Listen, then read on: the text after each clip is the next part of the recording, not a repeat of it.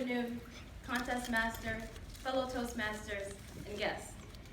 I want you all to imagine something for a second. Imagine a young African-American girl, 8 years old, going onto the plane to move to Riyadh, Saudi Arabia. And when she lands in Saudi Arabia, she's greeted with a cool, crisp air, unlike it's been here in the past few weeks. The sun was setting then. The sky was red, orange, and yellow. And in this moment, this little girl knew that her life would change forever. And as you may have realized by now, this little girl is me. And when I arrived in Saudi Arabia, I went to an international school. The main language was English. The language we learned was French. But then my parents thought I should learn a new language and then learn a new culture. So they put me in an Arabic school, where the main language was Arabic, and the language you learned was English. When I got there, the school didn't really have that many Americans there. So they first came up to me because I was different. I wasn't what they thought American would be. So the first question they asked me was, "Min wain enti?" Where are you from? "Ana Amerikiya." I'm American, I'd say. La. No. Asli. Originally. "Ana Amerikiya," I would say. I'm American. Now, why didn't they believe me? Because when they saw this little girl with kinky hair, with dark skin, they didn't think American. Because when they thought of an American girl visiting their school or staying in their school, they saw the girls on their TV screens. The girls with long, flowy hair, sparkly eyes. And she'd look at the screen and say, "Hi, I'm Ashley from Riverdale School." No, I wasn't that. I was a young African-American girl with kinky hair. I spoke weirdly. I didn't speak any of the language properly, Arabic, English, or French. And so to them, they didn't see the great country of America, freedom, love, power. They saw Africa. Because Africa to them wasn't a place full of beauty, rich in culture, music, language, dance. Africa to them was impoverished, poor, uneducated, like they thought of this little girl when she walked into the school. And so the next time someone asked me, "Where are you from?" I said, "I'm African. I'm from this village you haven't heard of. It's so cool. And we speak Khosan Falhu." And that worked for a few weeks. They always loved my tales of my village and what we used to do and our traditions. And one day they asked me to repeat a beautiful phrase I said in my original language, and I couldn't repeat it. And in fact, if you ask me to repeat what I just said, I don't know. I don't know where I'm from, and I don't know the language. Those moments taught me that language can either separate you from others or bring you together.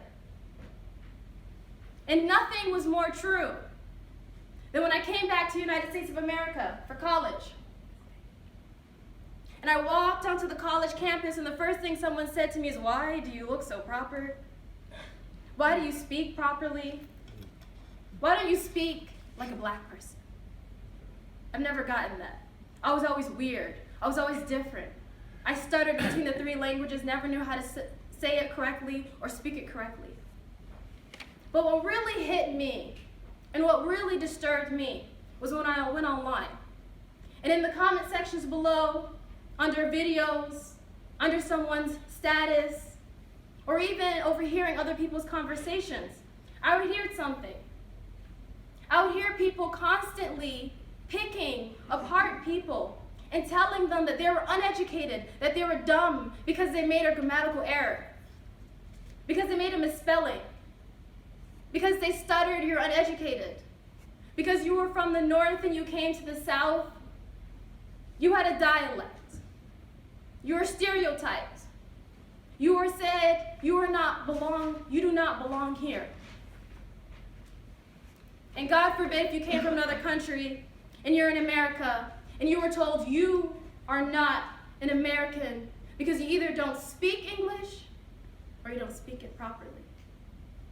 Those moments, reading people, picking apart people for mistakes, for grammatical errors, for misspellings, reminded me of that little girl who walked into that school in Saudi Arabia, who was being picked apart and told that she was not worthy of being who she was because she couldn't speak correctly, because she didn't look like an American, because she wasn't who they said she should be. I believe that language is for communication.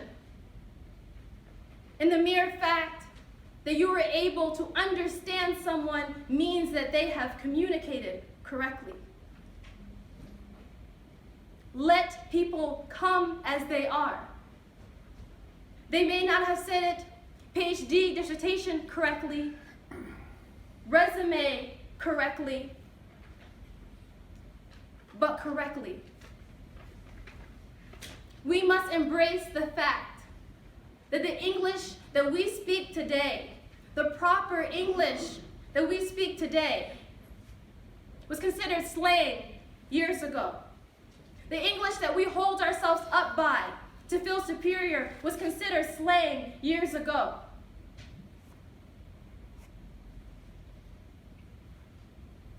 Language is for communication, and language was influenced by the people who wrote it or spoke it incorrectly. Influenced by the people that we mock to feel superior. Language is slang. Language is proper. Language hurts. Language heals. Language is beauty. Language is power. Language is us. Thank you.